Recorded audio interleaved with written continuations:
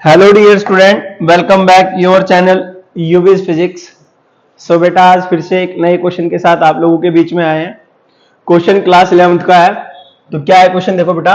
An insect trap in a circular grow of radius, जो circular grow उसकी radius दे दी आप लोगों को 12 centimetre.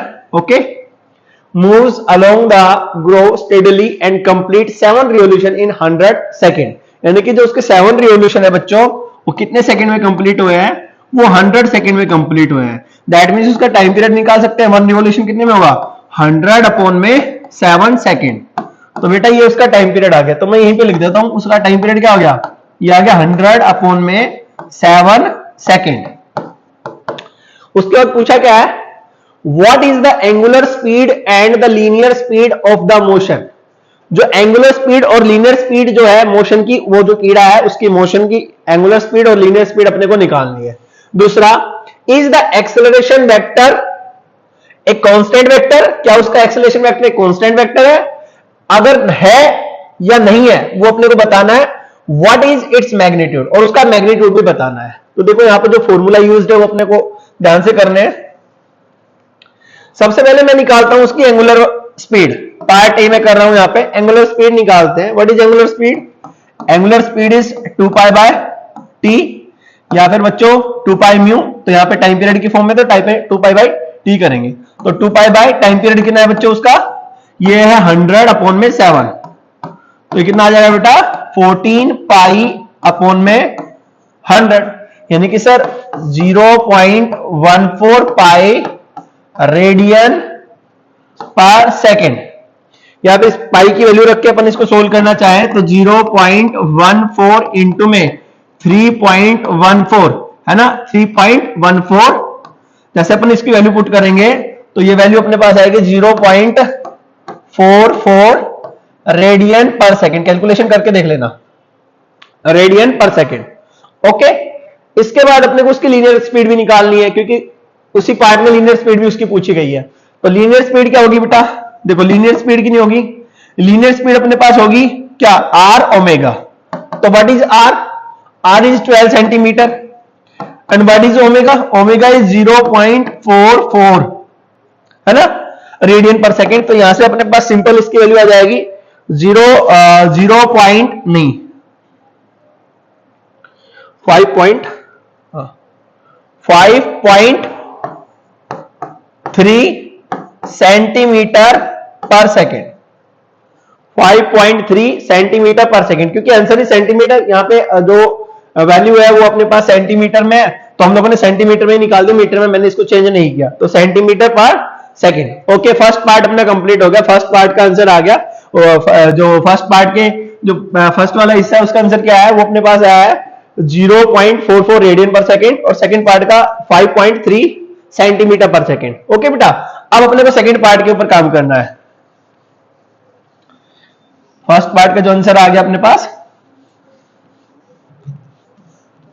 Yes, omega is 0.44 radian पर सेकेंड बच्चों, और वेलोसिटी का कितना है बेटा? 5.3 सेंटीमीटर पर सेकेंड। ओके, और टाइम पीरियड वो सब अपन ने निकाल लिया था। बी पार्ट में क्या करना है? बी पार्ट में देखो, what is the acceleration vector, sorry, is the acceleration vector A constant vector? क्या उसका एक्सेलरेशन वेक्टर एक कांस्टेंट वेक्टर है? ये अपने को बताना है। तो बेटा देखो ध्यान से, जब भी कोई पार्टिकल सर्कुलर मोशन में होता है, लेट्स से ये इसका कोई सर्कुलर मोशन है, तो यहाँ पे आप लोगों ने एक चीज देखी होगी, जब भी कोई पार्टिकल सर्कुलर मोशन में होता है तो ये पार्टिकल की लीनियर वेलोसिटी ये वाली हो गई इस तरीके से।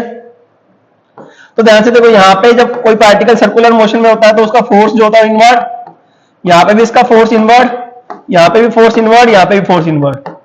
तो यहाँ पे अगर फोर्स इनवर्ड है तो एक्सेलरेशन भी इनवर्ड होगा। और एक्सेलरेशन की जो डायरेक्शन है, ध्यान से देखो, यहाँ पे ये वाला एक्सेलरेशन हो गया, यहाँ पे ये वाला एक्सेलरेशन हो गया, यहाँ पे ये वाला एक्सेलरेशन हो गया, यहाँ पे ये वाला एक्सेलरेशन हो गया। तो ये continuously towards the centre, towards the centre. और ऐसा एक्सेलरेशन जो टुवर्ड्स द सेंटर लगता है, तो वहां पे कौन सा एक्सेलरेशन लग रहा है? वो अपने पास होता है सेंट्रीपिटल एक्सेलरेशन। तो यहां पे जो एक्सेलरेशन है कौन सा एक्सेलरेशन है? Centripetal acceleration. और इसकी जो वैल्यू है टाइम के रेस्पेक्ट में, इसकी जो वैल्यू है वो चेंज नहीं हो रही, बट इसकी डायरेक्शन तो चेंज हो रही है सर। टाइम के रिस्पेक्ट में इसकी डायरेक्शन इनवर्ड, इधर ये इधर ये इधर ये, तो डायरेक्शन चेंज हो रही है। तो आप लोग कह दोगे no, no the acceleration vector is not a constant vector, यानी कि वो कोई कांस्टेंट वेक्टर नहीं है। अब अपने को, क्योंकि इसकी डायरेक्शन बेटा कंटिन्यूअसली चेंज हो रही है अपने पास, लेकिन इसका मैग्नीट्यूड है, तो मैग्नीट्यूड निकालने के लिए क्या करेंगे, देखो मैग्नीट्यूड निकालने के लिए अपने पास एक फॉर्मूला होता है एंगुलर एक्सेलरेशन का। क्या होता है angular acceleration? Angular acceleration is R omega square, R omega square. तो रखो बेटा वैल्यू, रखो बेटा वैल्यू, कैसे रखेंगे? आर 12 इंटू में ओमेगा स्क्वायर 0.44 का होल स्क्वायर। तो इसको सोल्व कर लेंगे, इसकी मैग्नीट्यूड वैल्यू आएगी, इसकी जो मैग्नीट्यूड वैल्यू आएगी वो नियर अबाउट